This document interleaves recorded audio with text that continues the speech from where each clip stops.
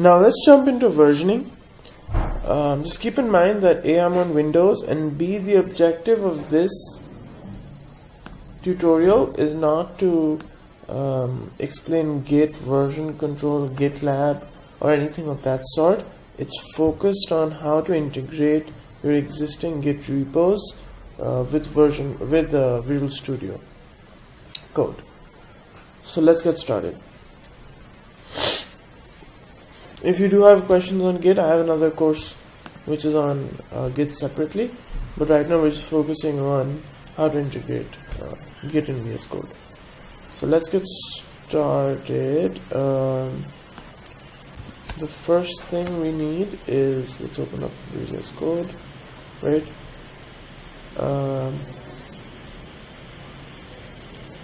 Let's create a folder on our desktop, which is what we'll start working with. I won't go into remote right now.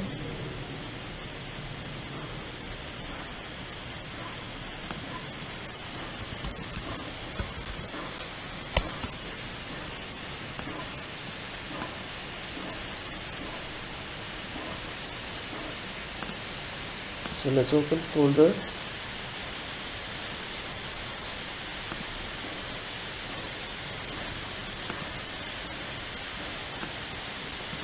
So as you can see, I'm using a fresh folder, right?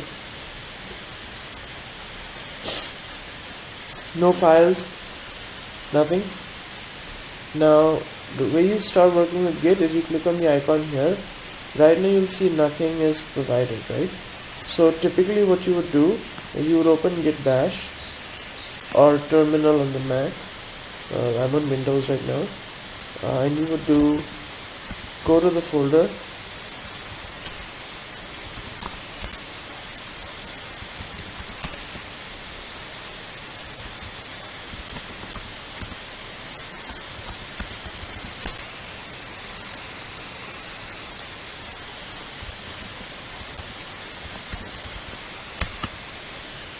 right?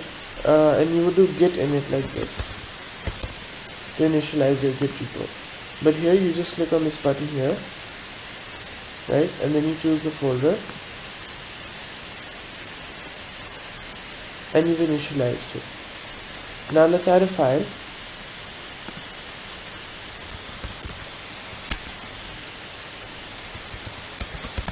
The first file. So I'm putting in some content. Let's just put down a few Pokemon. Right? Let's save that. Now if you go to Git, right, you'll see that it's being marked as changes and the U means untrapped. Okay? So if you go in the plus, it will stage the changes. It's like git add basically. And now that it's staged, you can commit. So you can put a commit message and commit, right? You know which branch you're on because we have the master logo here.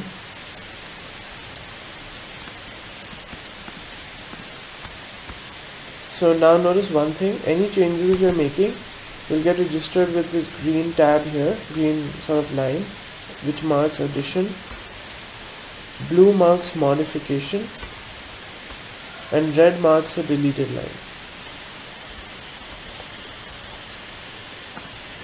So that's how you know as you're working with the file after you've committed what the changes look like, just to give you an idea as you code along. So now what I'm going to show you is, let's add another few lines, right?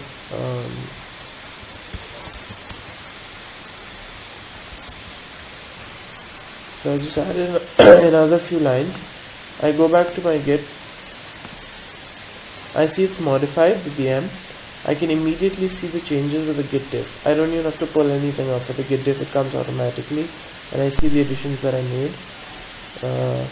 So again, we can either discard the changes stage the changes or open file. So I want to stage the changes, right, and put in another message. There we go. Let's go back to the Explorer.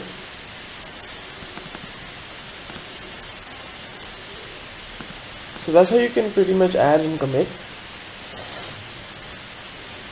The next thing we're going to look at is, once we've done that, how do we create another branch, right? So typically you would do like git checkout -b in git bash or terminal, git checkout checking you out to the next branch, and git -b the extension, or git branch name to create a new branch. Here just click on the branch name down here, and you can click on create new branch and say branch 2, right, and then I want to pull it out of master.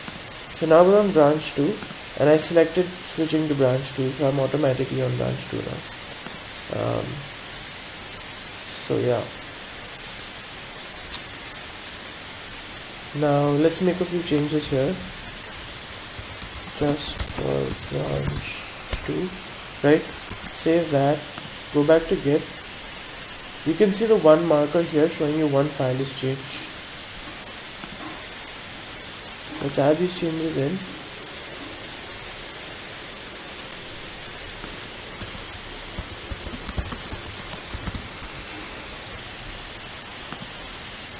So I've committed changes for this branch 2, right? Now if I was to just switch back branches, you can see that the added comment for branch 2 has disappeared. So you know I was able to change the branches.